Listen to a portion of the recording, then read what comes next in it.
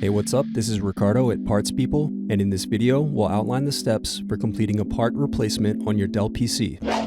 Visit our website and use this coupon for a 5% off discount.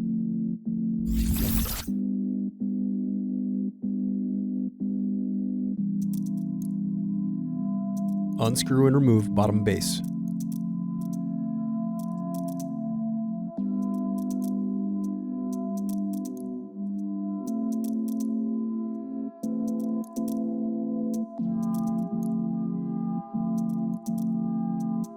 Now unscrew and disconnect battery.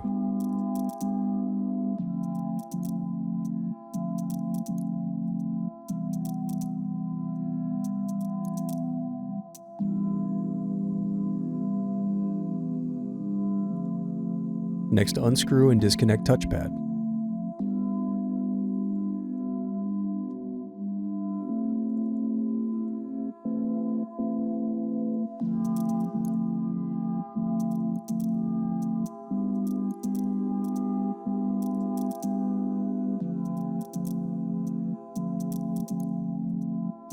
Thanks for watching. Don't forget to like and subscribe if you enjoyed this video. And if you need more, check out this playlist to watch other tutorials for your laptop.